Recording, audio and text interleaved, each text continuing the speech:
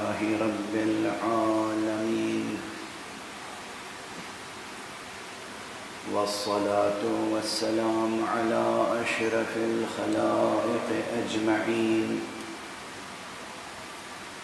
سيدنا وسيد الأولين والآخرين، حبيبنا وحبيب إله العالمين، إمام المرسلين وخاتم النبيين، شفيع المذنبين ورحمة للعالمين، أبي القاسم المصطفى محمد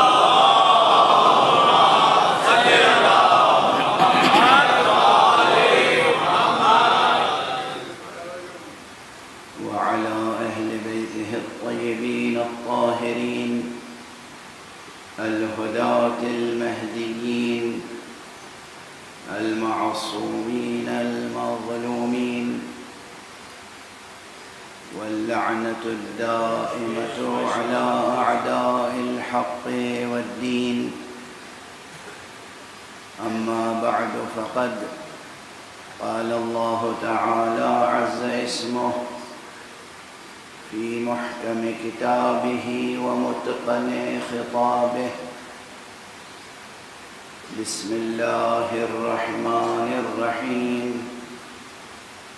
هو الذي أنزل عليك الكتاب منه آيات محكمات هن أم الكتاب وأخر متشابهات. صدق الله العلي العظيم.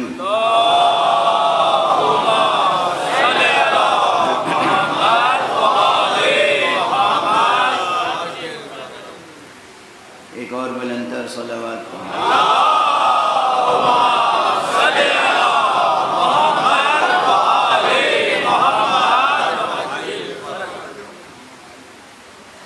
قرآن حکیم کی شان اعجاز اتنی ہی حیرت انگیز ہے جتنی حضرت امیر المومنین علی ابن ابی طالب کی شان اعجاز.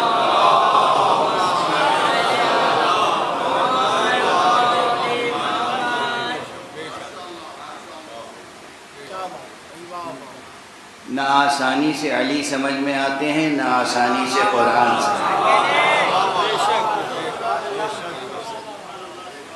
نہ آسانی سے قرآن سمجھ میں آتا ہے، نہ آسانی سے علی سمجھ میں آتا ہے.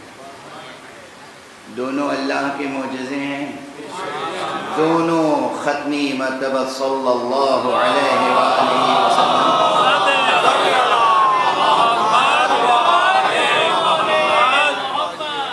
کے معجزے ہیں، اور دونوں دائمی اور ابدی اور باقی اور جاری اور ساری اور زندہ معجزے ہیں.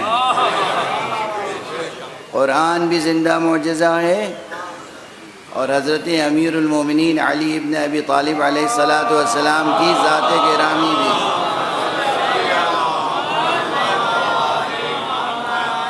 وہ پرانا جملہ دہرانے کا جی چاہ رہا ہے، آپ کی اس صلوات سے فرشتے تو راضی ہو جائیں گے، میں راضی نہیں ہوں.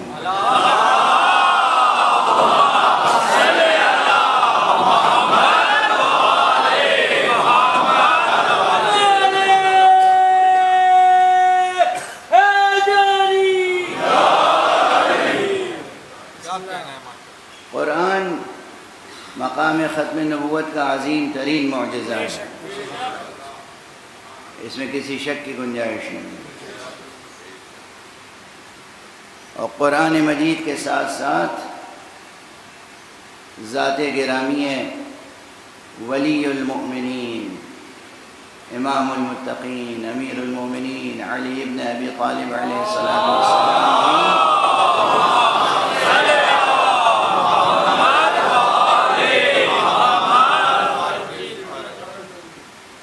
عظیم ترین معجزات الہیہ میں سے ہے.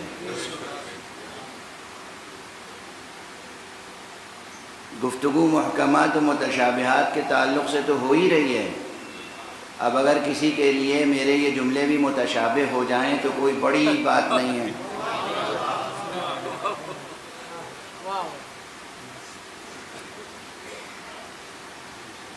یہ موضوع بہت عظیم الشان اور محتم بالشان ہے.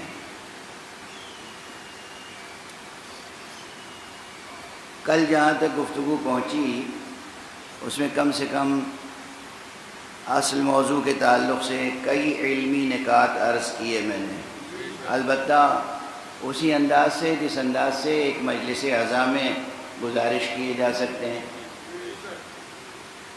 کلاس روم کی بحث کا اسلوب الگ ہوتا ہے، ممبر کی گفتگو کا اسلوب الگ ہوتا ہے. تو جو اب تک محکم اور متشابہ کے تعلق سے عرض کر سکا ہوں، اس میں ایک بات تو یہ ہے کہ قرآن مجید ہی میں بعض مقامات سے یہ استفادہ ہوتا ہے کہ کل کا کل قرآن محکم ہے، اور جس زاویے سے جس نقطہ نظر سے یہ بات کہی گئی ہے وہ بہت واضح ہے. دیکھیے کہیں تو یہ کہا گیا کہ احکمت آیاتہ، اس کی آیتیں جو ہیں وہ محکم کی گئی ہیں، اور کہیں کل کے کل قرآن کو حکیم کہا گیا ہے. قلب قرآن سورہ مبارکہ یاسین، بسم اللہ الرحمن الرحیم، یاسین والقرآن الحکیم. قرآن الحکیم نہیں ہے، یاسین والقرآن الحکیم. تو یہ حکیم کس معنی میں ہے؟ پھر وہی لوگ کہیں گے کہ آپ اردو پڑھانے بیٹھ جاتے ہیں. بھئی ہمارے کتنے بچوں کے ذہنوں میں حکیم کے کیا معنی ہوں گے؟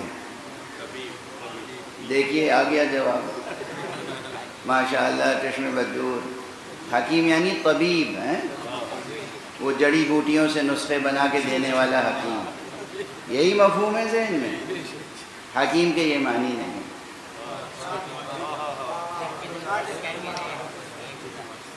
خاص طور سے اس مقام پر حکیم کے یہ معنی نہیں ہے. ہر چند کے قرآن مجید شفا بھی ہے،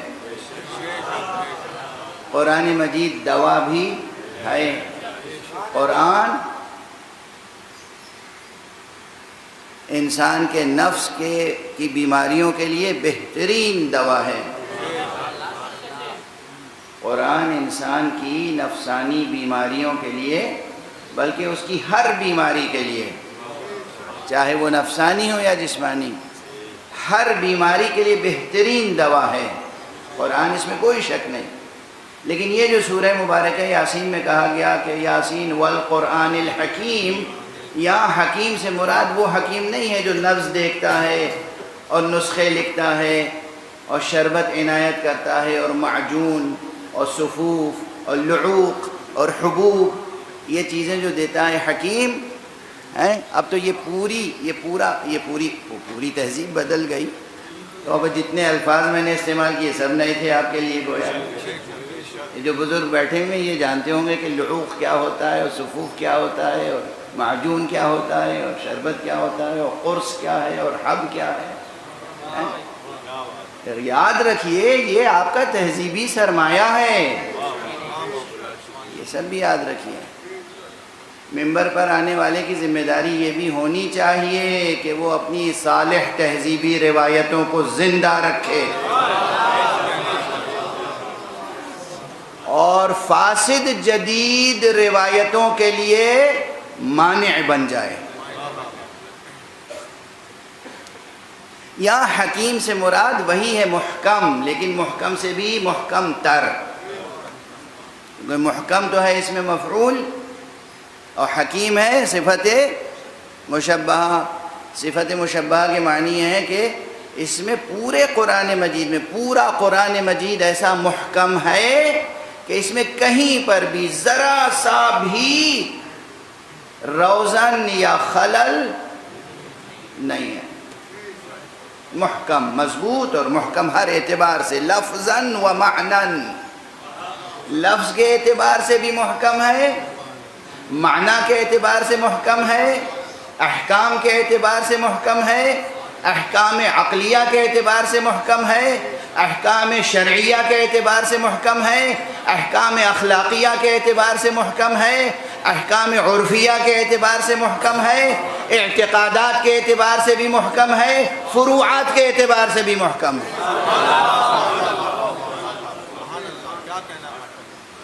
یہ قرآن مجید ہر اعتبار سے محکم ہے، کہیں ایک ذرا سی کمزوری اس میں نہیں ہے کہ کوئی منطقی آ جائے، کوئی ارسطو آ جائے، کوئی سقراط آ جائے، کوئی بقراط آ جائے، کوئی افلاطون آ جائے اور کہ قرآن مجید میں یہاں یہ منطقی خلل ہے، یہاں یہ فلسفیانہ کمی رہ گئی، یہاں یہ بلاغی کمی رہ گئی، ممکن نہیں ہے۔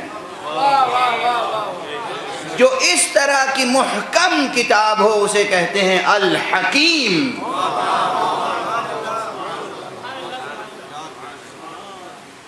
سمجھ میں آئی بات؟ حکیم کسے کہتے ہیں؟ اصل میں حکیم کے معنی کیا ہے؟ اور اسی لیے خود حضرت حق سبحانہ و تعالیٰ کے اسماء میں سے ہے الحکیم۔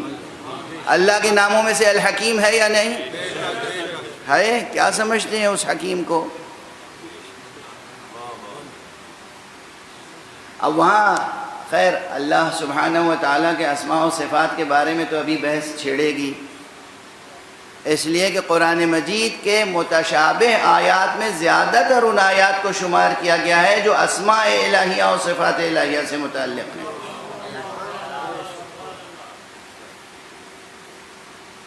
یہ بحث پہلے سے موجود ہے، اس بحث پہ اسباب استدراک بطور اضافہ جو کچھ عرض کرے گا یہ فقیر، یہ طالب علم، وہ ایک الگ باب ہے۔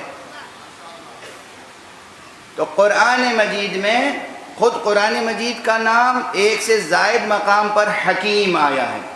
کہیں کہا گیا یہ کتاب حکیم ہے، کہیں کہا گیا یہ قرآن حکیم ہے، اور نہ جانے کتنی مرتبہ اللہ سبحانہ و تعالیٰ کو حکیم کہا گیا، وَهُوَ الْعَزِيزُ الْحَكِيمُ، کتنی مرتبہ یہی فقرہ آیا ہے۔ تو اللہ سبحانہ و تعالیٰ کی ذات کس اعتبار سے حکیم ہے؟ اس لیے کہ ماشاءاللہ افراد بشر میں ہر ایک کے لیے وہ تو متشابہ ہی ہے، یعنی متشابہ کی اگر یہ تعریف ہے کہ وہ بات جو سمجھ میں نہ آئے، تو کون ہے آج تک جو کہہ سکے اللہ ہماری سمجھ میں آ گیا؟ کس کی سمجھ میں آیا ہے اللہ؟ اللہ ہے، اس میں کوئی شک نہیں، مگر وہ کیسا ہے اس کی کوئی تعریف کر سکتا ہے سوائے اس تعریف کے جو خود اس ذات حق نے اپنے لیے خود کی ہے۔ جو تعریف اس نے خود بیان کر دی اس کے علاوہ کوئی اپنی طرف سے حضرت حق سبحانہ و تعالیٰ کی تعریف تجویز کر نہیں سکتا، ممکن نہیں ہے، اس لیے کہ وہ خالق ہے، ہم مخلوق، اور ہمارا ذہن ہے محدود اور وہ ہے لا محدود۔ تعریف تو اس چیز کی جاتی ہے نا جو ہمارے ذہن میں آ جائے، جو چیز سمجھ میں آئے اسے نہ آپ ڈیفائن کرتے ہیں، اور جسے آپ خود ہی نہ سمجھ پائیں اسے آپ ڈیفائن کیسے کریں گے؟ تو اللہ سبحانہ و تعالیٰ کی ذات گرامی قابل تعریف نہیں ہے، صرف یہ ہے، اب یہ میرا پرانا جملہ ہے اور یہ ایسا جملہ ہے کہ میں چاہوں بھی کہ نہ دہراؤں تو دہرانا پڑتا ہے۔ اللہ وہ حقیقت ہے جس کا انکار ممکن نہیں ہے اور اعتراف مشکل ہے۔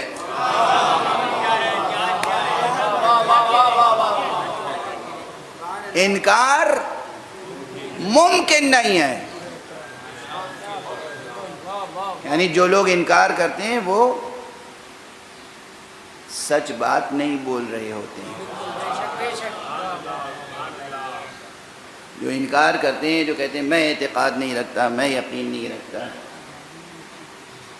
وہ سچی بات نہیں کہہ رہے ہوتے ہیں، اس لیے کہ ذات خالق متعال پر یقین فطرت کا حصہ ہے۔ یہ جو فطرت اولیہ ہے، فطرت مستقیمہ ہے، فطرت اصیلہ ہے، فطرت اصلیہ ہے، سچی فطرت جس فطرت پر اللہ سبحانہ و تعالی نے انسانوں کو ڈھالا ہے، فطرت اللہ التی فطر الناس علیہا، اس فطرت کا متن فطرت ہے حق سبحانہ و تعالی پر کا اعتراف۔ تو جو انکار کرتے ہیں وہ سچی بات نہیں کہہ رہے ہوتے ہیں۔ اللہ وہ حقیقت ہے، وہ زندہ حقیقت ہے جس کا انکار ناممکن ہے، بس اعتراف مشکل ہے، اور واقعاً مشکل ہے۔ کسی کے لیے اعتقادی اور ذہنی لحاظ سے مشکل ہے، کسی کے لیے قلبی لحاظ سے مشکل ہے، کسی کا دماغ تو مطمئن ہو جاتا ہے کہ ہاں بھائی فطرت جو کہہ رہی ہے سچ کہہ رہی ہے تو کوئی، ہم نے خود سے تو اپنے کو نہیں بنایا، اور یہ زمین کسی آئنسٹائن نے تو بنائی نہیں، یہ سورج چاند ستارے یہ کہکشائیں یہ کسی نیوٹن نے تو بنائی نہیں۔ بھئی ان سب نے لاز آف نیچر کو ڈسکور کیا ہے، بنایا تھوڑی ہے۔ تو انکار تو نہیں کر سکتا کوئی خالق کا، بس یہ کہ اعتراف مشکل ہے۔ اعتراف کے لیے میں نہیں کہہ رہا ہوں ناممکن ہے، اعتراف مشکل ہے، اس لیے کہ وہ چیز جو سمجھ میں نہ آئے اس کا اعتراف مشکل ہوتا ہے نظریاتی طور پر، اور جو جتنا عظیم ہوتا ہے اس کے احکامات ایسی حکمتوں پر مبنی ہوتے ہیں کہ وہ حکمت انسان کی سمجھ میں نہیں آتی، تو مقام عمل میں بھی اس کو ماننا عملاً اور اس کے تمام احکامات کو بجا لانا مشکل ہے، آسان نہیں ہے، مشکل ہے۔ ہم اسی کو حجت اللہ سمجھتے ہیں جو اس مشکل کو آسان کر دیتا ہے۔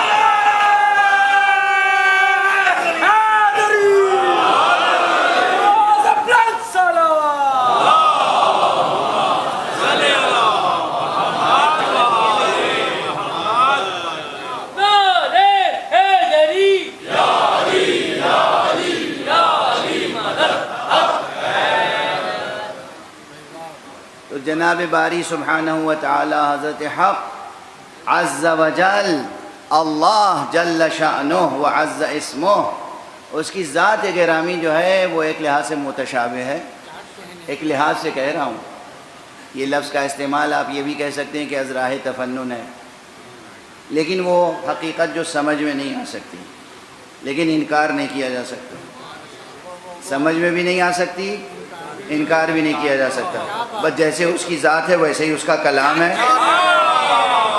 سمجھ میں آئے تو اقرار کرو، سمجھ میں نہ آئے تو بھی اقرار کرو، انکار نہ کرو، اس لیے کہ والراسخون فی العلم یقولون آمنا بہ، جو علم میں راسخ ہیں وہ کہتے ہیں کہ ہم اس پر ایمان لائے، کل من عند ربنا، یہ محکم و متشابہ سب اللہ کی طرف سے ہے۔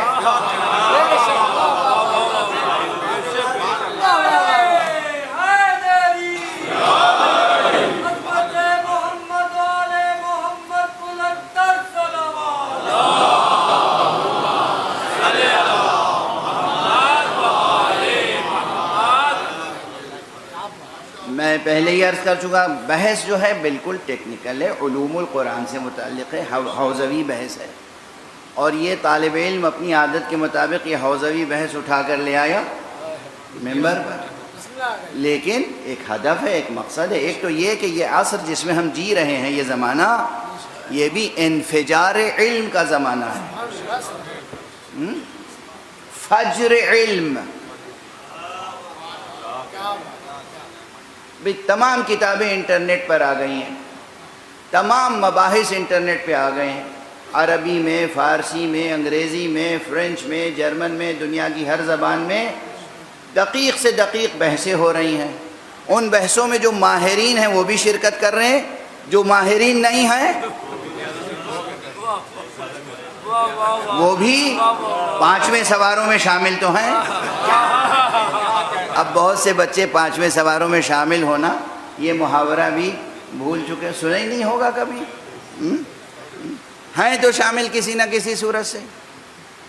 تو اس بحث کو یہاں چھیڑنے کا مطلب یہ ہے کہ جو ہماری نئی نسل ہے، بیدار مغز، وسیع النظر، جو اپنی ثقافت کو بہتر سے بہتر کرنا چاہتے ہیں، وہ واقف رہیں ان بحثوں سے۔ یہ ہمارے بیان کو سننے کے بعد اور مطالعہ کرنے کے بعد آپ اسپیشلسٹ نہیں بن جائیں گے، مفسر نہیں بن جائیں گے، محقق کامل نہیں بن جائیں گے، لیکن اگر کوئی چاہے محقق بننا تو اس کے لیے راہیں ضرور کھل جائیں گی، راستے ضرور کھل جائیں گے۔ اب عرض کروں کہ قرآن مجید کی محکم آیتیں تو وہ ہیں، اب یہ آج گرہ میں باندھ لیجیے گا، 4 5 6 تعریفیں لوگوں نے کی ہیں، محکم یعنی یہ، محکم یعنی یہ، محکم یعنی یہ، وہ ساری چیزیں یہ طالب علم پڑھ کے اور اس کے بعد کیا کر رہا ہے آپ کے سامنے؟ وہی معجون بنا کے یا شربت بنا کے آپ کی خدمت میں شربت روح افزا پیش کر رہا ہے۔ محکم یعنی وہ جس سے عقل بشری فوری طور پر مطمئن ہو جائے، اطمینان حاصل ہو جائے، اللہ سبحانہ و تعالیٰ کا حکم واضح ہو، مضمون و معنی بھی واضح ہو، خلاصہ معنی واضح ہو، حکم بھی واضح ہو۔ اس معنی میں عقل مطمئن ہو یا نہ ہو یہ ایک الگ بحث ہے، جہاں فلسفیانہ بحثیں ہوتی ہیں۔ یعنی حکم روشن ہے، اب ممکن ہے وہ سمجھ میں نہ آ رہا ہو، لیکن یہ روشن ہے کہ کیا لکھا ہوا ہے۔ اور وہ آیتیں جہاں یہ مسئلہ ہے کہ بھئی آیت تو ہے سامنے، لفظیں سامنے ہیں، مگر کہیں لفظ ہی میں ایک سے زیادہ معنی ہے، اور کہیں ایک لفظ کی بات نہیں ہے، پورے فقرے میں جو مضمون ادا کیا گیا وہ مضمون قابل غور ہے، آسانی سے سمجھ میں نہیں آ رہا ہے کہ یہاں یہ بات کیوں کہی گئی۔ اگر قرآن مجید میں ہے کیوں کہی گئی سوال تو پیدا ہوگا، مگر پہلا ادب یہ ہے، پہلا تقاضائے ایمان یہ ہے کہ انکار نہ کریں۔ اگر وہ بات قرآن میں ہے تو انکار نہ کریں۔ مثلا ایک عجیب وبا چلی ہے یا ہوا چلی ہے، یہ کہنے کی ہر طرف سے، اب یہ مسلکی مسئلہ ہٹ گیا، یہ مسلکی بات نہیں رہی کہ صاحب قرآن مجید میں امامت کا تو ذکر ہی نہیں ہے۔ آپ اپنے اصول مذہب میں یا اصول دین میں امامت شامل کیے ہوئے ہیں کہ اصول مذہب آپ کا 5 ہے، اول توحید، دوسرے عادل، تیسرے نبوت، چوتھے امامت، 5ویں قیامت۔ یہ کیا قیامت کر رکھی ہے آپ نے؟ وہ قرآن مجید میں تو امامت ہے ہی نہیں، سرے سے ہے ہی نہیں ہے۔ کیا جسے کہتے ہیں کیا جرأت ہے، کیا جسارت ہے، کیا غلط بیانی کا ملکہ پیدا کر لیا ہے لوگوں نے۔ یہ قرآن مجید میں امامت کا تذکرہ ہے ہی نہیں، گویا وہ جناب ابراہیم سے اللہ کی جو گفتگو ہوئی ہے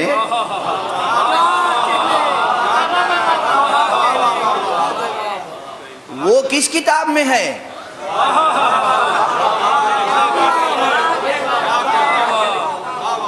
وہ ہے نا کچھ اس طرح کی بات کہ اللہ نے امتحان لیا ابراہیم کا، اور جب وہ امتحان میں کامیاب ہو گئے، وَإِذِ ابْتَلَىٰ إِبْرَاهِيمَ رَبُّهُ بِكَلِمَاتٍ فَأَتَمَّهُنَّ، جب وہ کامیاب ہو گئے تو حق سبحانہ وتعالی نے کہا کہ ابراہیم انی جاعلک للناس اماما، ہم انسانوں کے لیے تمہیں امام بنا رہے ہیں۔ کچھ بتائیں گے آپ یہ کس کتاب کے جملے ہیں؟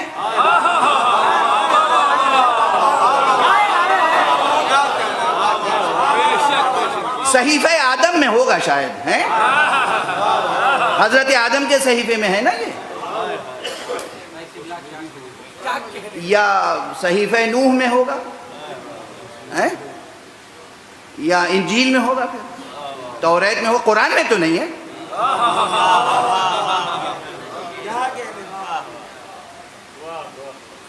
اگر اتنی ہی سی کلپ کسی نے کاٹ کے نشر کر دی جو آج کل لوگوں کی عادت ہے،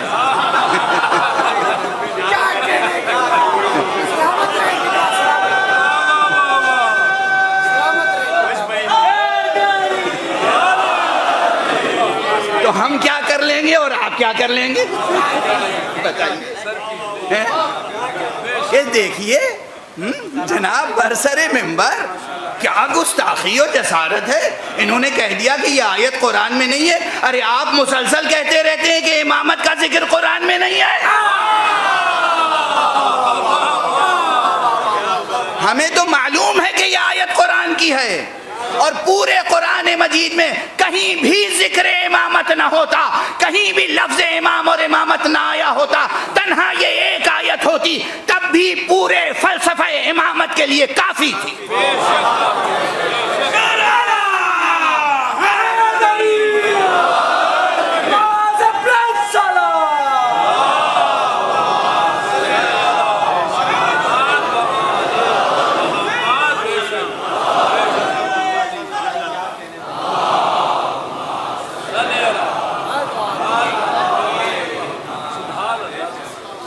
کیا جرأتیں بڑھی ہوئی ہیں، کیا جسارتیں بڑھی ہوئی ہیں، بنام تفسیر، بنام ترجمہ، بنام تعویل قرآن مجید کی تفسیر کر رہے ہیں، نظام فکر اسلامی تشکیل دے رہے ہیں، اعتقادات انٹروڈیوس کر رہے ہیں، کہہ رہے ہیں امامت کا قرآن مجید میں ذکر ہی نہیں ہے۔ تو دست ادب جوڑ کے عرض کر رہا ہوں، یہ آیت کہاں ہے؟ قرآن مجید ہی میں ہے نا، کہ اللہ نے آدم کا، حضرت ابراہیم کا امتحان لیا، اور پھر بحث آگے مان بھی لیتے ہیں کہ ہاں قرآن مجید میں ہے اور یہ ہے اور وہ ہے، لیکن بہرحال امامت الہی عہدہ نہیں ہے، اللہ کی طرف سے مقرر ہونے والا منصب نہیں ہے، یہ تو انسانوں کو مل کے خود ہی الیکشن اور سلیکشن وغیرہ سے طے کر لینا چاہیے، اور جو قوم طے کر لے وہ ٹھیک ہے۔ آج جب انسانوں ہی کو طے کرنا تھا تو ابراہیم کو امام بنانے کے لیے امتحان اللہ نے کیوں لیا؟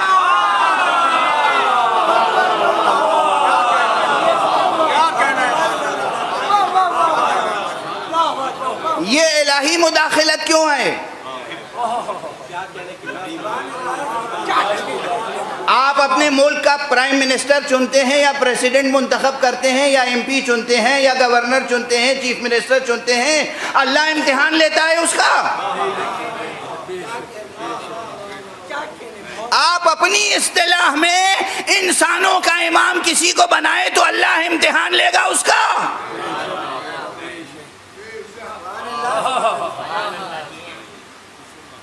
آپ کے اصول ہیں، آپ کا دستور ہے، آپ کے اصول ہیں، آپ کے رسوم ہیں، آپ کے رواج ہیں، آپ کی روایتیں ہیں، آپ کی ٹریڈیشنز ہیں، وہ چاہے مذہبی ہوں غیر مذہبی ہوں جو بھی ہوں، آپ چنتے ہیں، آپ اصول بناتے ہیں، آپ مقرر کرتے ہیں، آپ کرسی پہ بٹھاتے ہیں۔ یہاں اللہ صاف صاف اعلان فرما رہا ہے دونوں مقامات پر، لفظ امام کو خلیفہ سے بدل دیجئے تو، لفظ خلیفہ کو امام سے بدل دیجئے تو۔ حضرت آدم کے لیے کہا انی جاعل فی الارض خلیفہ، میں بنا رہا ہوں اور بنانے والا ہوں آدم کو خلیفہ۔ اور جناب ابراہیم کے لیے کہا انی جاعلک للناس اماما، میں تمہیں انسانوں کے لیے امام بنا رہا ہوں۔ اور بات یہیں ختم نہیں ہوئی، جیسے ہی امامت ملی جناب ابراہیم کو تو بس اس کو ملوکیت میں بدل دیتے کہ اب تو مل گیا عہدہ، تخت مل گیا، کرسی مل گئی، عہدہ مل گیا، منصب مل گیا، تو اب میں اپنے بعد اپنے بیٹے کو بناؤں گا، اور پھر اس کو کہہ دوں گا وہ اپنے بیٹے کو بنائے گا، اور اس سے کہہ دوں گا وہ اپنے بیٹے کو بنائے گا، اور ایک ڈائنیسٹی قائم ہو جائے گی۔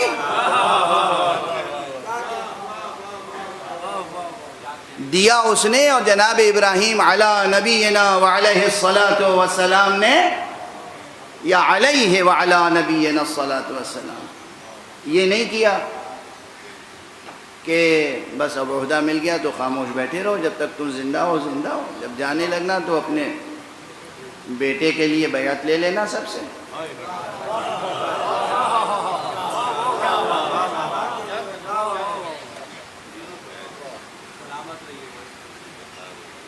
وَمِن ذُرِّيَّتِي، پروردگار میری ذریت میں بھی امامت ہوگی یا نہیں؟ مجھے تو امام بنایا، میری ذریت میں بھی امامت عطا فرما۔ تو اللہ نے بھی یہ نہیں کہا کہ ہم نے بھئی تمہیں بنا دیا۔ اب یہ بار بار سوال کاہے کا ہے؟ جب جانا، دنیا سے اٹھنا، جب ہم تمہیں بلائیں گے اپنے پاس تو اپنے بیٹے کو خلیفہ بنا دینا، جانشین بنا دینا، بیعت لے لینا۔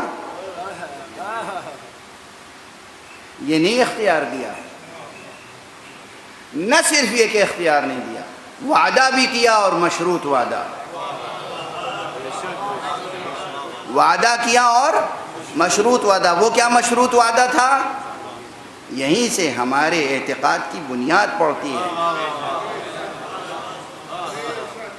یہ کسی ملک کا جیسے دستور ہوتا ہے نا، دو بالکل متحارب قوتیں ہیں، دو افراد ہیں یا دو انجمنیں ہیں یا دو احزاب ہیں، اور بیچ میں دستور ایک ہے۔ یہ کہتا ہے اس نے دستور توڑا، یہ کہتا ہے اس نے دستور توڑا۔ ہر ملک میں یہ ہے، یہ اپنے انداز سے دستور کو انٹرپریٹیشن کرتے ہیں، وہ اپنے انداز سے کرتے ہیں۔ بے قرآن تو درمیان میں ہے، قرآن میں یہ آیت موجود ہے، کوئی اپنے انداز سے اس کی ترجمانی اور تفسیر و تعویل کرے، مگر ہمارے سامنے الفاظ ہیں اور ہم واشگاف لفظوں میں کہتے ہیں کہ ہم کوئی تعویل مرجوح قول کو راجح نہیں بنا رہے ہیں، ہم صرف لٹرلی الفاظ کا واضح ترجمہ پیش کر رہے ہیں۔ جناب ابراہیم کو اللہ نے امام بنایا، امتحان لینے کے بعد بنایا۔ اور کب بنایا؟ جب نبی پہلے بنا چکا تھا، رسول پہلے بنا چکا تھا، خلیل پہلے بنا چکا تھا۔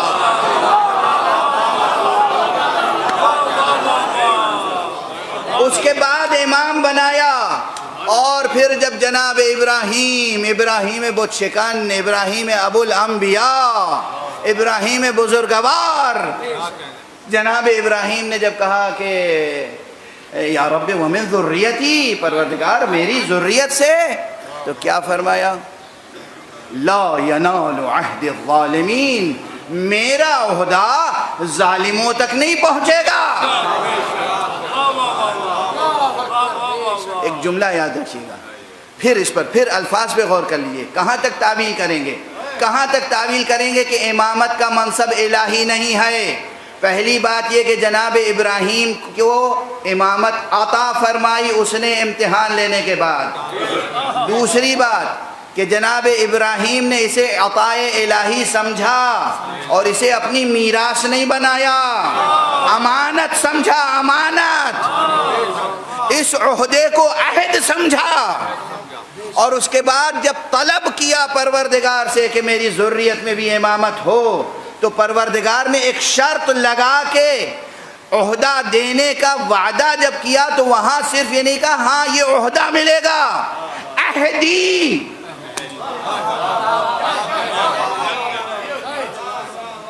عہدی، لا ینال عہد الظالمین، میرا یہ منصب ظالموں تک نہیں پہنچے گا۔ خدا کہہ رہا ہے امامت میرا منصب ہے، امت کہہ رہی ہے الہی منصب نہیں ہے۔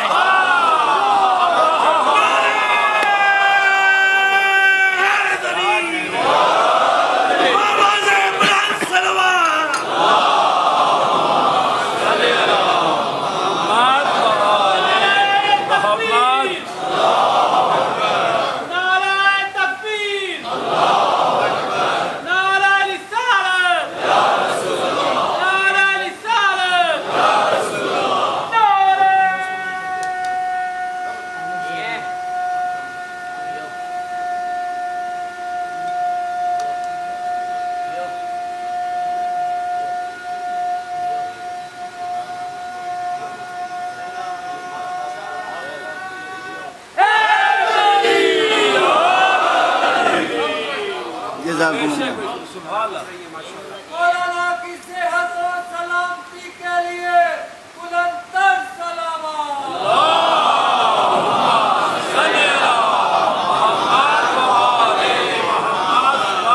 بھائی بات بالکل علم نشرہ ہے کہ نہیں؟ اچھا اس موقع پر جو علم نشرہ میری زبان پہ آیا ہے، آیا تو تھا محاورتاً، پھر یاد آ گیا کہ وہ سورہ علم نشرہ جو ہے وہ بھی امامت ہی کے بارے میں ہے،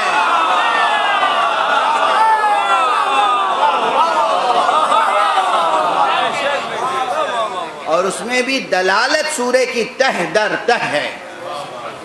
اسے خطابت نہ سمجھیے گا، اسے شاعری نہ سمجھیے گا، دلالت آیات کی تہ در تہ ہے۔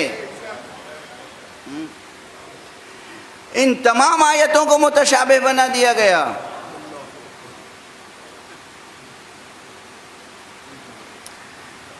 ایسی مثالیں ہیں کہ ہم کیا عرض کریں، کیسی کیسی آیتوں کو متشابہ کہہ دیتے ہیں۔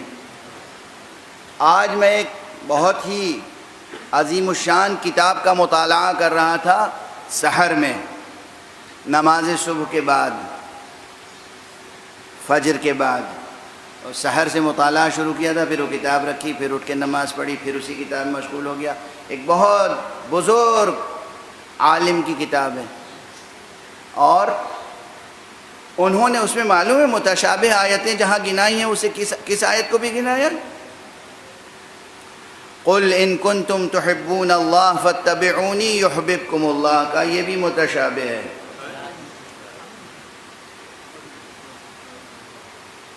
سنا آپ نے؟ اب بتائیے اس فقیر کو اس موضوع پر بولنا پڑے گا یا نہیں؟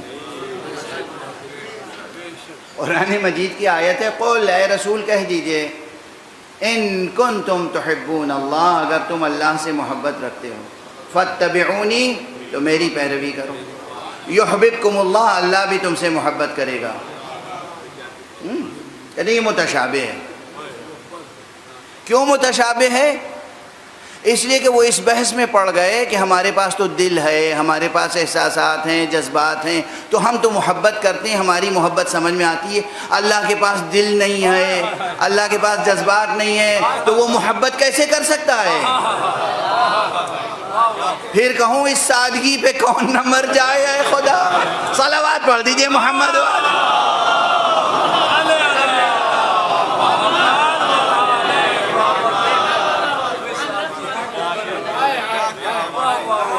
اب دیکھیں یہ میری ہمدردی ہے اس مصنف کے لیے کہ میں نے نام نہیں لیا، ورنہ آپ اس کے اوپر کیا کیا کہتے۔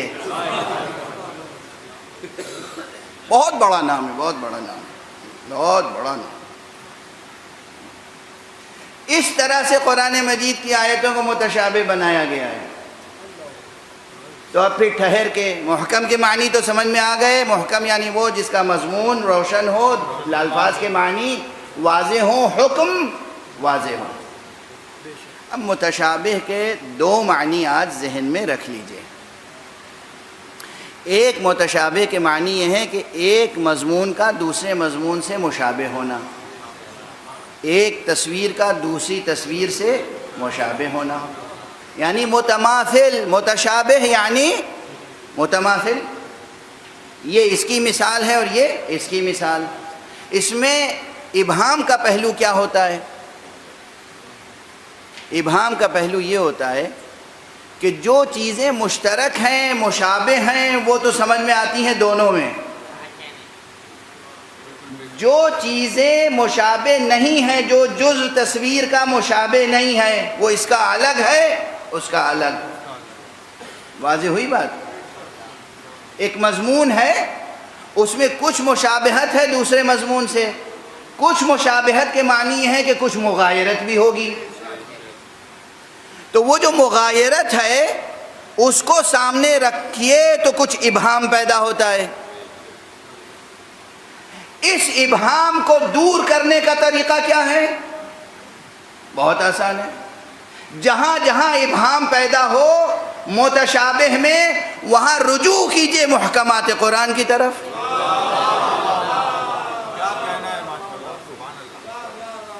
جہاں شبہ پیدا ہو وہاں آپ رجوع کر لیں، وہاں اس نقطے کی طرف جو یقینی ہے، اس لیے کہ قرآن مجید کے بارے میں ایک اعلان باری تعالیٰ ہے کہ اس میں تضاد نہیں ہے، اس میں تناقض نہیں ہے، اس میں کنٹرڈکشن نہیں ہے۔ جب کنٹرڈکشن نہیں ہے، تناقض نہیں ہے، تضاد نہیں ہے، تو جہاں آپ کو کوئی ابہام نظر آئے وہاں ادھر چلے جائیے جہاں پر بات یقینی ہے، جہاں شبہ پیدا ہو وہاں یقین کی طرف پلٹ کے چلے جائیں۔ ایسا نہ کریں کہ یقین کو شبہے پر نثار کر دیں۔ زندگی میں بھی یہی کیجئے گا۔ اگر ایک بار آپ نے محمد رسول اللہ کا کلمہ پڑھ لیا تو اب پیغمبر جنگ کے لیے کہیں، آپ کے دل میں شبہ ہو تو یقین کو سلامت رکھیے گا، شبہے کا اظہار نہ کیجئے گا۔ ایک بار آپ نے کلمہ پڑھ لیا محمد رسول اللہ، اب رسول اللہ صلح کرنے کے لیے کہیں تو یقین کو ترجیح دیجئے گا، شک کا اظہار نہ کیجئے گا۔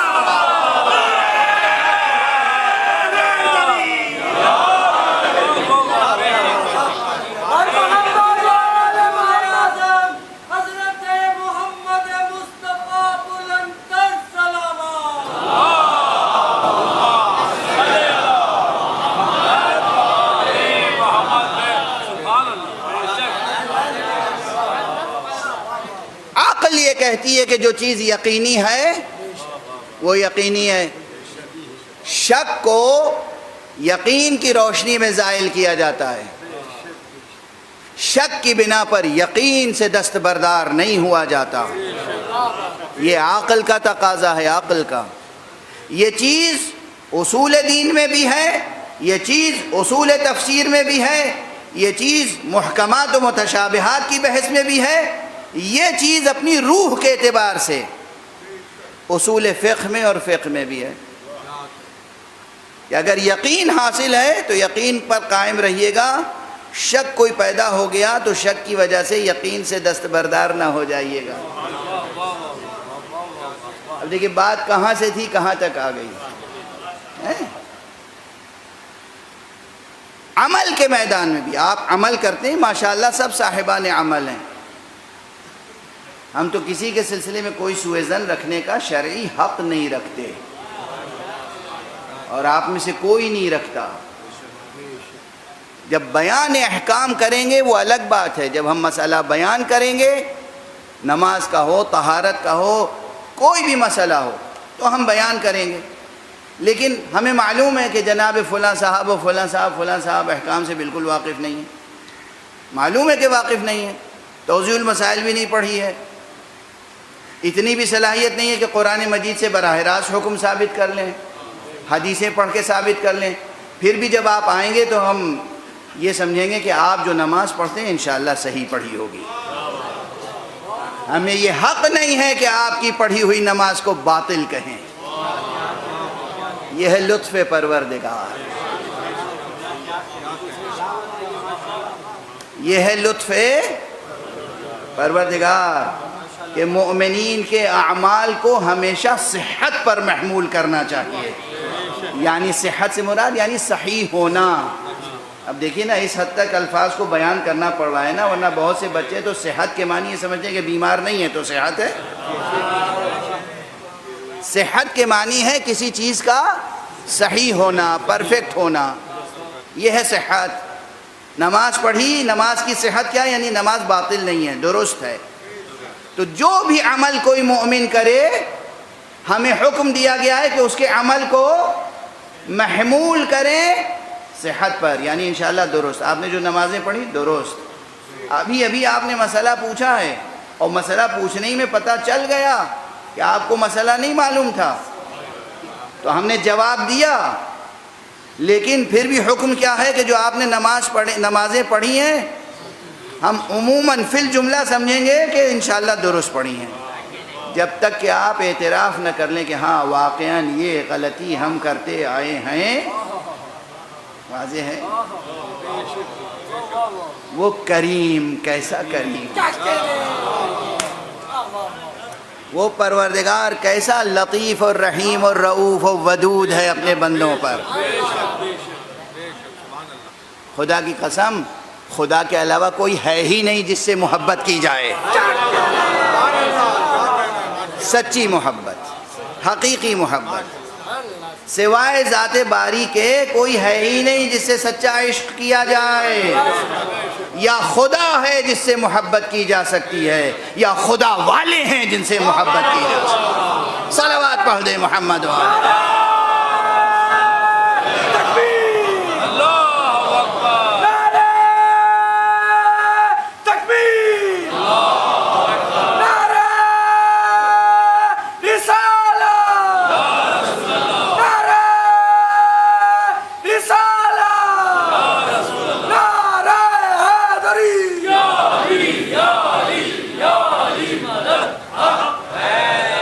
سلامت رہیں، خدا قبول فرمائے.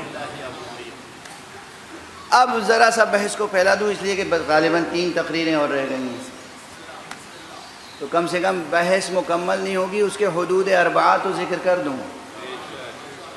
ایک آؤٹ لائن، ایک فریم ورک کہ بھئی یہ محکم و متشابہ ان دونوں ٹرمینالوجیز کی ڈیفینیشن کے بعد قرآن مجید کی آیتوں کو ایک ایک کر کے گننا شروع کیجئے اور دیکھیے کہ کس مفسر نے کس آیت کو متشابہ کہا ہے اور کس کو محکم. تو آپ کو ایک عظیم الشان اختلاف نظر آئے گا، جسے کوئی محکم کہہ رہا ہے کوئی متشابہ.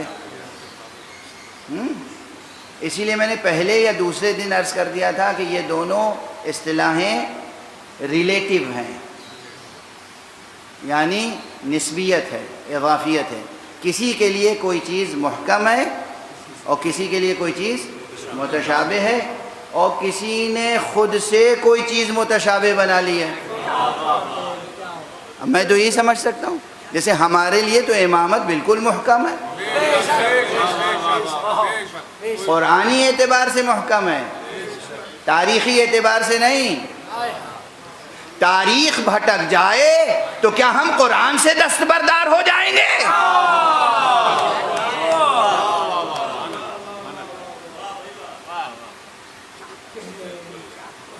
اس ایک جملے میں بہت کچھ ہے. تاریخ بھٹک جائے تو کیا ہم قرآن سے دستبردار ہو جائیں گے؟ اور ماضی میں تاریخ سے بھٹک گئے ہوں لوگ تو حال میں بھٹک رہے ہوں تو مستقبل میں بھٹکنے والے ہوں تو کیا بھٹکنے والوں کی وجہ سے ہم قرآن سے دستبردار ہو جائیں گے؟ خدا ہماری زندگیوں میں وہ لمحہ نہ لائے، وہ نحس لمحہ کہ ہم اللہ کے کلام سے، اللہ کی کتاب سے، قرآن مجید سے منحرف ہوں. نعوذ باللہ. قرآن مجید میں جو کچھ ہے سب کل من عند ربنا، سب ہمارے رب کی طرف سے ہے. آمنا بہ، ہم ایمان لائے. اور پھر وہی دعا ہے ربنا لا تزغ قلوبنا بعد اذ ہدیتنا، پروردگار ہمارے دل کج نہ ہونے پائیں تیری ہدایت آ جانے کے بعد. اب یہ جو آیتیں آپ تلاش کریں گے ایک فہرست بناتے چلے جائیے. بہت سی آیتیں جمع ہو جائیں گی جن کے لیے کہا جائے گا متشابہ متشابہ متشابہ متشابہ متشابہ. اب پھر ان آیتوں کو مختلف کلاسیفائی کرنا ہوگا. تصنیف، کلاسیفائی کرنا یعنی قسموں میں تقسیم کرنا. کچھ آیتیں ہیں جو اسماء الہیہ سے متعلق ہیں اور انہیں متشابہ کہا گیا. اچھا یہ تشابہ پیدا کیسے ہوتا ہے؟ اب اسی لفظ حکیم پر مثال دے دوں. ہم تو حکیم اسے سمجھتے ہیں جو محکم ہو اور جس میں کوئی خلل نہ ہو، ٹھیک ہے نا، محکم. اللہ کو کس معنی میں حکیم کہیں؟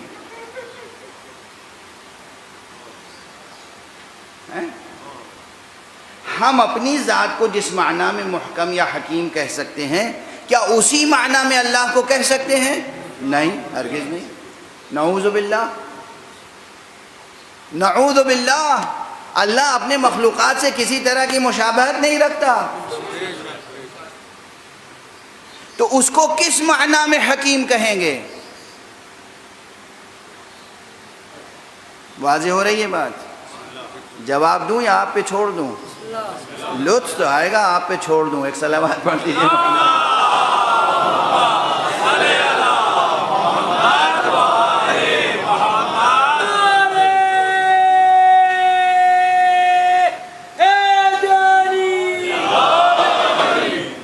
بھائی اگر آپ رسمن مجلس سننے آئیں تب تو ایک الگ بات ہے، رسمن تو نہیں سننے آئے ہیں تو پھر ہوم ورک لے کے جائیے،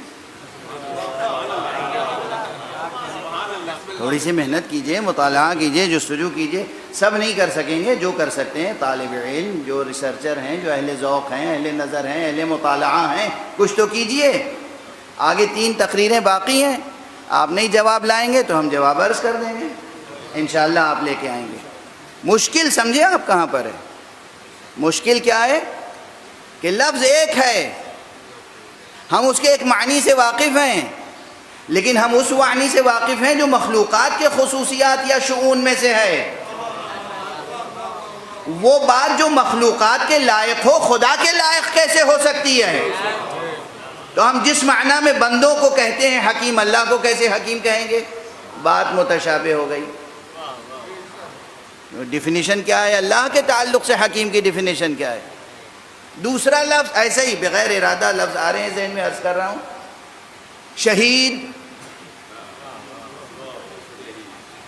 شہید کے کتنے معنی ہیں؟ اور آپ اپنے انسانوں کے لیے بھی شہید کا لفظ استعمال کرتے ہیں. شاہد، انسانوں کے لیے بھی شاہد کا لفظ استعمال کرتے ہیں. مادی پیکر شاہد کا بھی ہوتا ہے اور معنوی اور مجرد بھی. آخر آپ کہتے ہیں نا شاہد معنی. یہ شاہد معنی کیا ہے یا شاہد معنی کیا ہے؟ واضح ہے. لفظ شاہد، لفظ شہید، لفظ حکیم، جتنے الفاظ ہیں ان سب کے وہ معانی ہمارے سامنے ہیں جو مخلوقات کے لائق ہیں. تو خالق کے لائق جو معنی اور مفہوم ہے وہ کیا ہے، اور وہ کہاں سے دریافت کیا جائے اور کیسے ڈیفائن کیا جائے؟ نہیں سمجھ میں آئے گی بات تو آیت متشابہ ہے. یہ ایک قسم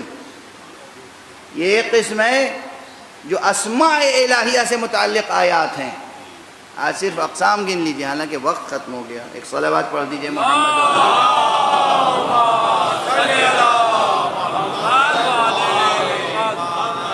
اچھا آپ چند قسموں کا ذکر تو ہو جائے. دوسری قسم صفات الہیہ سے متعلق ہے، اللہ کی صفتیں. تیسری قسم اللہ کے افعال سے متعلق ہے. مثلا قرآن مجید میں اللہ کی صفتوں میں سے ایک صفت یہ ہے کہ الرحمن علی العرش استوى. رحمان جو ہے وہ اپنے عرش پر متمکن ہوا. بھئی ہم کیسے متمکن ہوتے ہیں؟ ایک تخت ہوتا ہے اور ہم اس پہ جا کے بیٹھ جاتے ہیں. کیا ایسے ہی کوئی عرش ہے، ایک تخت ہے، اس پہ اللہ سبحانہ و تعالیٰ بیٹھا ہوا ہے؟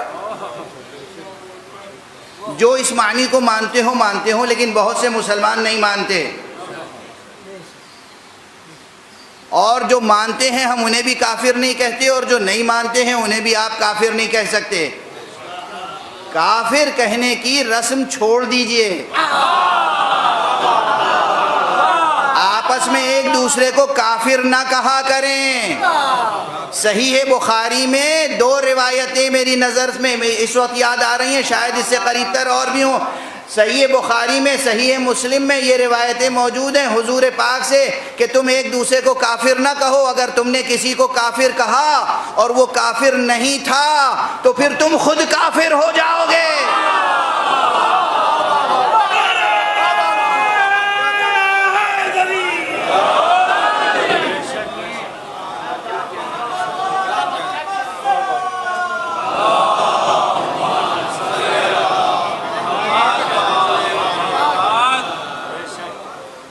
جانور میں اور انسان میں کیا فرق ہے؟ حیوان میں اور انسان میں کیا فرق ہے؟ اب اس سیاق و سباق میں ایک دم سے میں نے یہ سوال کر لیا تو کچھ سمجھ میں آ رہا ہے؟ جواب نہیں۔ حیوان اختلاف رائے کے ساتھ ایک جگہ سکون سے نہیں رہ سکتا۔ یہ انسان کی شان ہے کہ اختلاف رائے کے باوجود سکون سے رہے، مل جل کے رہے۔ یہ انسان کی شان ہے۔ آپ کی رائے الگ ہے، ہماری رائے الگ ہے، پھر بھی ہم آپ کو مسکرا کے دیکھیں گے، آپ ہمیں مسکرا کے دیکھیں گے، ہم آپ سے ہاتھ ملائیں گے، ہم آپ سے گلے ملیں گے، ہم آپ کو کھانا کھلائیں گے، آپ ہمیں کھانا کھلائیں گے۔ اگر بخیل نہیں ہے، ایسے ہی کنجوس نہیں ہے، تو پھر یہ سب کرنا ہوگا۔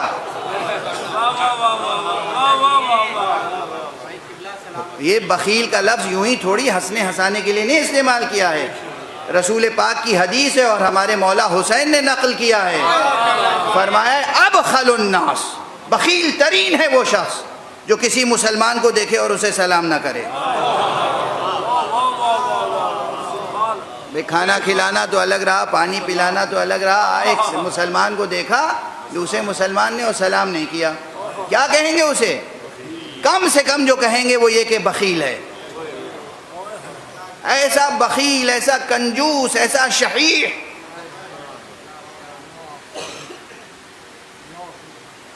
سلام نہیں کر سکتا۔ اختلاف ذوق کے باوجود، اختلاف رائے کے باوجود، اختلاف مزاج کے باوجود، اختلاف نظر کے باوجود ایک دوسرے سے انسانی سلوک اور اسلامی آداب سے پیش آنا، یہ شرف ہے، یہ کمال ہے۔ ایک دوسرے کو کافر کہنا اور واجب القتل کہنا اللہ کو پسند نہیں ہے۔ یہ کلچر چھوڑ دیجئے۔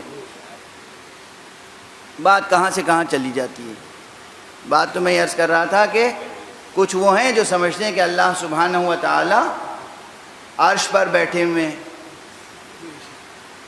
کچھ سمجھتے ہیں کہ یہ سب علامتی چیز ہے، سمبولک ہے، میٹافوریکل ہے، یہ استعارہ ہے، اس لیے کہ اللہ کی دو چیزیں ہیں، ایک عرش، ایک کرسی۔ اب اگر آپ نے جسمانی قرار دے دیا اسے تو یا تو وہ عرش پہ بیٹھ پائے گا یا کرسی پہ، ایک وقت میں دونوں پہ تو نہیں بیٹھ سکتا۔ کرسی کا بھی ذکر قرآن میں ہے اور عرش کا بھی ہے۔ یا اپنی طرح سمجھ رکھا ہے کہ وہ آفس آورز میں عرش پہ بیٹھتا ہے اور اس کے بعد جب آفس آورز ختم ہو جاتے ہیں تو پھر اٹھ کے کرسی پہ بیٹھ جاتا ہے۔ کیا سمجھ رکھا ہے خدا کو؟ بھئی متشابہات کی بحث ہو رہی ہے تو یہ سب تو آئے گی نا بحث، جتنے محتمل معانی ہیں سب غور کرنے پڑیں گے۔ اور یہ سب بحثیں ایسی ہیں کہ بچے بھولیں گے نہیں انشاءاللہ۔ ایک صلوات پڑھ دیجئے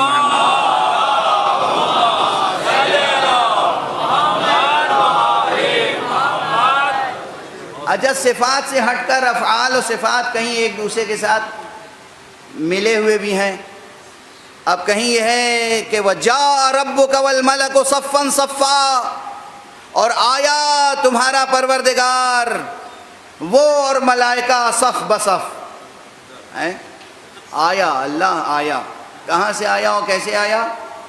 اور وہ ملائکہ سب ایک صف میں کھڑے ہو گئے، یعنی ایک ہی صف میں کھڑے ہو گئے محمود و ایاز۔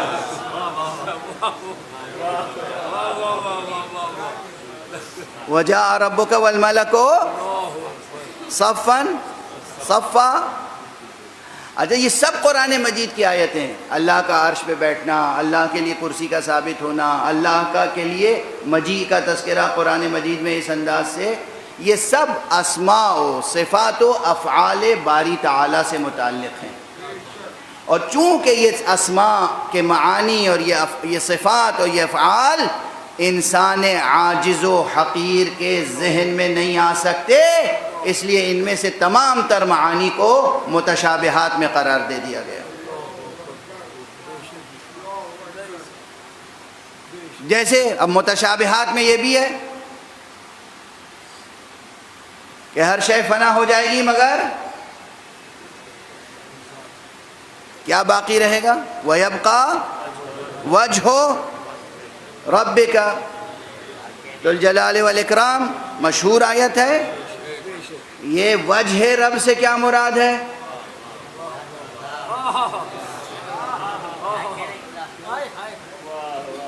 وجہ رب سے کیا مراد ہے؟ جو لوگ اللہ کو مکان و مکانیات سے، زمان و زمانیات سے، جسم و جسمانیات سے منزہ جانتے ہیں، تو ان کے لیے وجہ کی کیا تفسیر ہوگی؟ ہے نا مشکل. متشابہات میں سے یہ آیت متشابہات میں سے. کتنی آیتیں اب سمجھ میں آ رہی ہے کہ میں نے یہ بحث کیوں چھیڑی تھی؟ لطف خدا یہ ہے کہ اس نے بہت سی متشابہات حقیقتیں اس طرح ہمیں سمجھائی ہیں کہ وہ محکمات بن گئیں. یہ سب بظاہر متشابہ ہیں. اب دیکھیں یہ بحث اتنی دقیق ہے کہ جن لوگوں کے ذہن میں ایک ہی معنی ہے، منقبت ہے، اس میں کوئی شک نہیں، اس میں کوئی شک نہیں، اس میں کوئی شک نہیں، وہ منقبت ثابت ہے. وہ لقب حضرت آقا مولا امیر المومنین علی ابن ابی طالب علیہ السلام کے لیے ثابت ہے. علی وجہ اللہ ہے، علی عین اللہ ہے، علی لسان اللہ ہے، علی جنب اللہ ہے، یہ سب ثابت ہے. لیکن کس معنی میں یہ سمجھنا پڑے گا. اس معنی میں نہیں کہ اللہ کا ایک جسم ہے اور اس کا ایک چہرہ ہے اور وہ چہرہ علی ہے. نعوذ باللہ من ذالک، 100,000 بار نعوذ باللہ من ذالک. واضح ہے نا. تو یہ متشابہ بحثیں تو ہیں، اسماء الہیہ سے متعلق، صفات الہیہ سے متعلق، افعال الہیہ سے متعلق، حقیقت وحی و نبوت سے متعلق. بعض آیتیں ہیں جو متشابہ ہیں. حقیقت امامت سے متعلق پہلے ہی میں نے عرض کیا کہ محکم کو بھی لوگوں نے متشابہ بنا دیا. اور یہ آخرت سے متعلق، یہ معاد اور آخرت سے متعلق جو آیتیں ہیں اور جنت کی جو کیفیتیں بیان کی گئی ہیں اور نعمات جنت کی، اور جو جہنم کی کیفیتیں بیان کی گئی ہیں اور جہنم کے عذابوں کی، کتنی آیتیں متشابہ ہیں. کیسے تفسیر کریں گے ان کی؟ ہیں آیتیں قرآن میں ثابت ہیں، سمجھ میں نہیں آئیں گی مگر ان پر ایمان رکھنا پڑے گا. ایمان رکھنا پڑے گا. اور یہ نہیں کہ سب کے لیے متشابہ ہیں. یہ نہیں کہ اللہ کے علاوہ کوئی نہیں ہے جو اس کے معنی نہ سمجھتا ہو. یہ میں عرض کر چکا ہوں. خود اس آیت مجیدہ، اس آیت مبارکہ کی تفسیر میں، قرأت میں اختلاف موجود ہے. اب آج وقت تمام ہو گیا اور میری طاقت بھی ساتھ چھوڑ رہی ہے.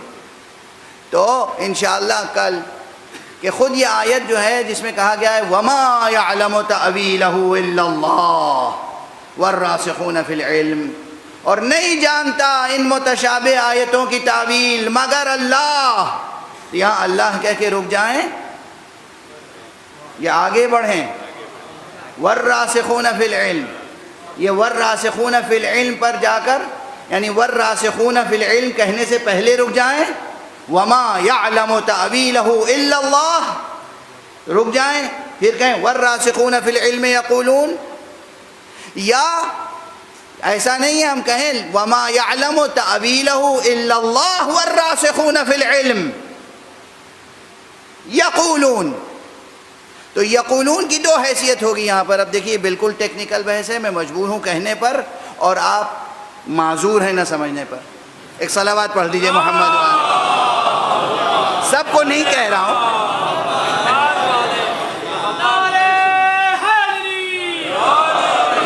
سب کو نہیں کہہ رہا ہوں. مجمع میں دیکھیے بعض چیزیں ہوتی ہیں جو عقل انسانی طے کر لیتی ہے کہ بھئی یہ آلریڈی ایکسیپشنز میں سے ہیں. کوئی یہاں عالم دین بیٹھا ہے، کوئی عربی دا بیٹھا ہے، تو اسے تیر نہیں لگ جائے گی کہ مولانا نے کہا کہ آپ معذور ہیں سمجھنے سے. وہ سمجھ جائے گا کہ یہ ان لوگوں کے لیے اشارہ ہے جو نہیں جانتے عربی. اور میں بھی معذور ہوں، اگر آپ عربی نہیں جانتے تو یہ نہیں ہے کہ میں یہ مطالب نہ بیان کروں. انشاءاللہ اگر آپ نہیں جانتے ہیں تو آپ کے بچے ضرور جانیں گے. ٹھیک ہے نا؟ ایک صلوات پڑھ دیجیے.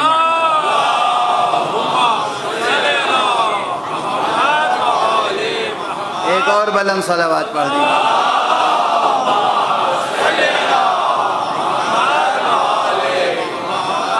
بس ایک کلمہ کہہ کے بیان مصائب کا بیان فضائل کا سلسلہ روکتا ہوں آج. یہ بحث ہے اور اس میں بھی مسلکی بحث نہیں ہے. یہ نہیں کہ فلاں مسلک و مذہب و فرقے والے یہ کہتے ہیں اور اس مذہب و مسلک و فرقے والے نہیں. ہر فرقے میں دونوں قول ہیں. ٹھیک ہے نا؟ آرام حاصل ہو گیا؟ منافرت تو نہیں بڑھی؟ تم یہ کہتے ہو میں یہ کہتا ہوں، یہ جو ہے کلچر بن گیا ہے، اسے چھوڑ دیجئے.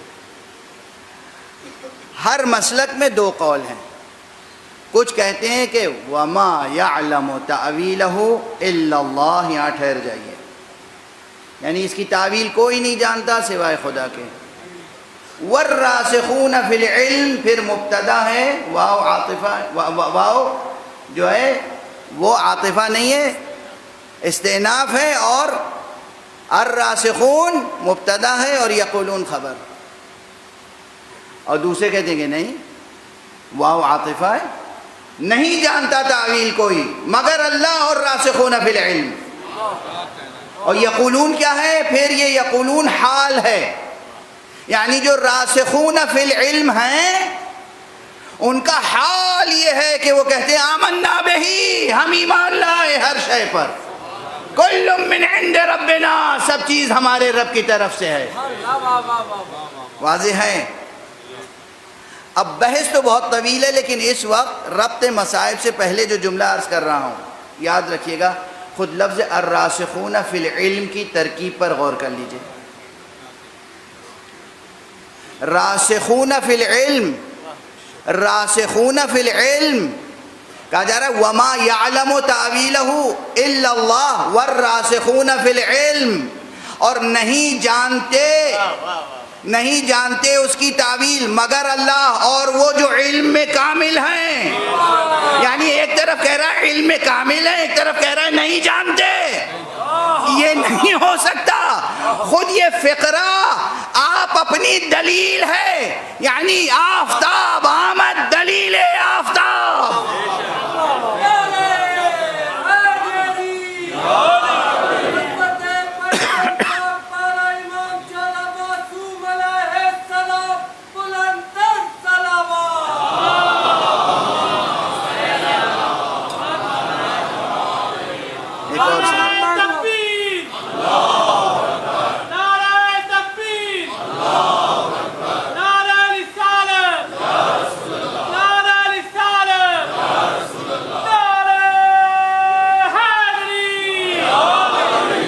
یعنی اب مضمون آیت یہ ہوا کہ اور نہیں جانتا تعویل متشابہات کی کوئی مگر یا اللہ یا وہ جنہیں اللہ نے علم دیا ہے.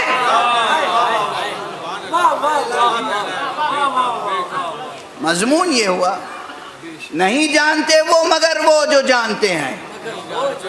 نہیں جانتا کوئی مگر وہ جو جانتے ہیں، جو جانتے ہیں. والراسخون فی العلم، اگر نہیں جانتے تو پھر انہیں راسخون فی العلم کیسے کہیں گے؟ یعنی نہیں جانتے اور پھر کہہ رہے ہیں راسخون فی العلم کہ وہ علم میں راسخ ہیں، علم میں کامل ہیں، علم میں حجت ہے. یہ نہیں ہو سکتا. ہاں بہت سی حقیقتیں متشابہ ہوتی ہیں، مگر جو علم رکھتا ہے اور ایمان رکھتا ہے کمال کے درجے پر، اس کے لیے وہ متشابہ نہیں ہوتی. لوگوں کی سمجھ میں نہیں آتا کہ حسین جانتے تھے پھر بھی کربلا کیوں گئے.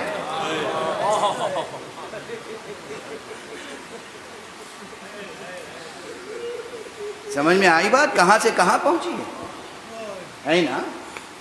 اعتراض کرنے والے اعتراض کرتے ہیں. روشن فکر اپنی روشن فکری کا ثبوت اس طرح کے اعتراضات سے دیتے ہیں. آخر سارے صحابہ روک رہے تھے، سارے لوگ روک رہے تھے، اور آپ کے بقول حسین جانتے تھے کہ کربلا میں کیا ہوگا، پھر بھی کیوں گئے؟ والراسخون فی العلم،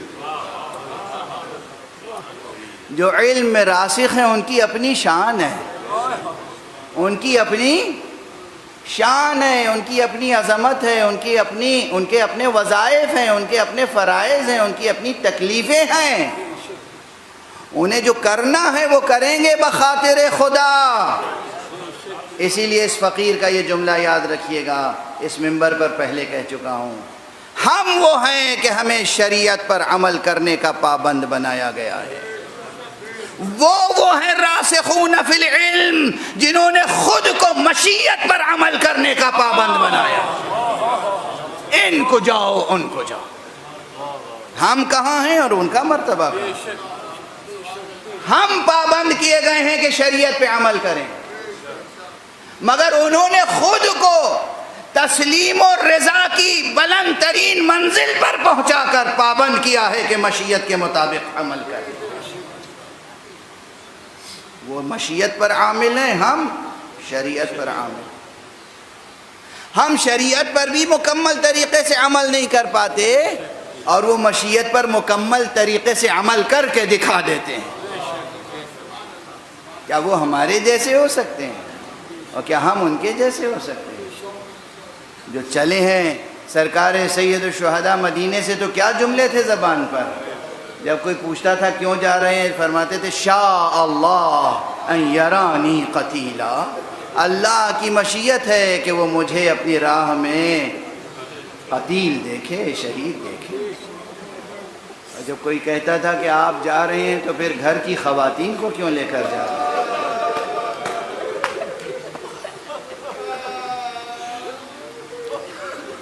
یہ مخدرات عصمت و طہارت انہیں لے کر کہاں جا رہے ہیں؟ یہ نبی زادیاں ہیں، انہیں کس لیے ساتھ لے جا رہے ہیں؟ فرمایا شاء اللہ ان یراہن سبایا، اللہ کی مشیت یہ ہے کہ یہ اسیر ہوں۔ یہ تاریک قلب خود ساختہ روشن فکروں کی سمجھ میں نہیں آتی ہیں باتیں۔ معلوم ہے آپ معذور ہیں، آپ معذور ہیں، نہیں سمجھ سکتے، مگر یہ حقیقت ہے۔ حسین جانتے تھے کہ کیا ہونے والا ہے کربلا میں، رسول جانتے تھے کیا ہونے والا ہے کربلا میں، بی بی جناب ام سلمہ کو معلوم تھا کیا ہونے والا ہے کربلا۔ بس 2-3 فقرے عرض کروں گا، اس سے زیادہ نہیں۔ علی اکبر کو لے کے جا رہے تھے تو آقا حسین کو معلوم تھا کہ اس کے چاند سے سینے پہ برچھی کا پھل لگے گا۔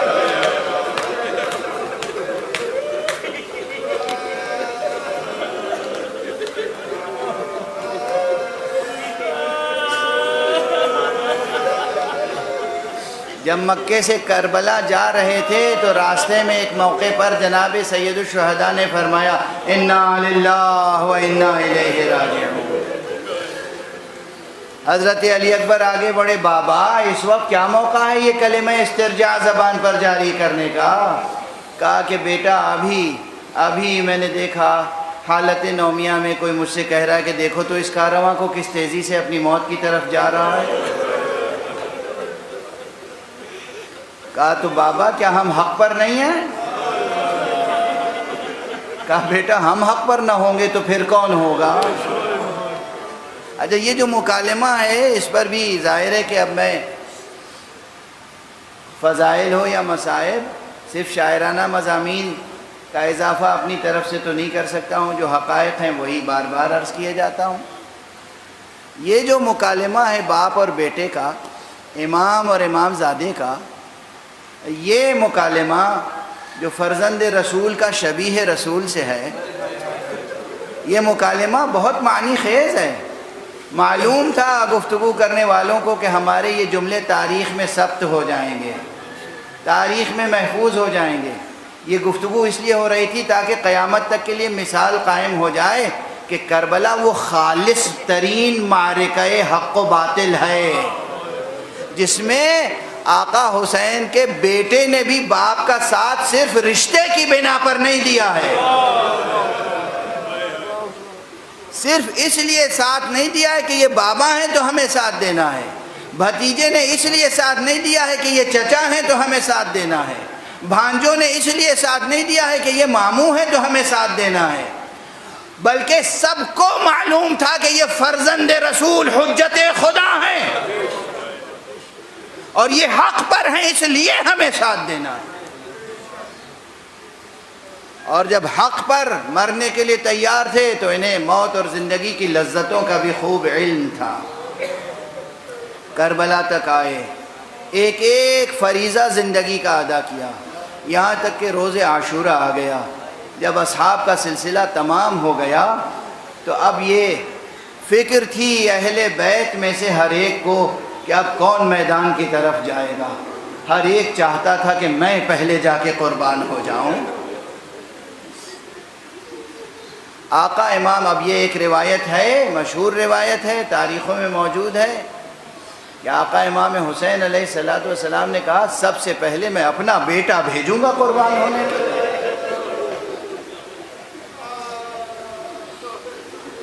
اب بس یہ قول موجود ہے، اسے میں نے نقل کر دیا۔ حقیقتاً اور واقعتاً کس ترتیب سے شہادت ہوئی یہ تحقیق کے محل پر عرض کیا جائے گا۔ یہ یقینی ہے کہ شہادت ہوئی، لیکن جب بھی شہادت ہوئی، جس مرحلے پر بھی ہوئی، جب آقا حسین نے بیٹے کو رخصت کیا ہے تو اس وقت کیفیت آقا کی بہت عجیب تھی۔ کون تھا کاروان حسینی میں جو حضرت علی اکبر کی رخصت کے وقت مضطرب نہ ہو گیا؟ زینب نے اپنے بیٹے کی طرح پالا تھا۔ بی بی زینب کیسے آسانی سے حضرت علی اکبر کو میدان میں جانے کی اجازت دے سکتی تھی؟ لیلا ماں تھیں، کس طریقے سے اجازت دے سکتی تھیں؟ آقا حسین صرف اس لیے نہیں انہیں تأمل تھا کہ یہ بیٹا ہے، بلکہ آقا حسین نے اللہ کو گواہ کر کے جو جملے کہے ہیں وہ تاریخ میں محفوظ ہیں۔ جب جناب علی اکبر تشریف لائے، آپ نے سینے سے لگایا، خوب گریہ کیا، اور کل رات میں مصائب میں عرض کر چکا ہوں یہ گریہ شجاعت کے منافی نہیں تھا۔ خوب گریہ کیا اور اس کے بعد ہاتھ آسمان کی طرف اٹھایا ہے، پروردگار اللہم اشہد علی ہؤلاء القوم فقد برز الیہم غلام اشبہ الناس برسولک خلقا و خلقا و منطقا۔ پروردگار تو گواہ رہنا، اب وہ جوان جا رہا ہے جو میدان جہاد، جو صورت میں، سیرت میں، رفتار میں، گفتار میں تیرے رسول کی شبیہ ہے۔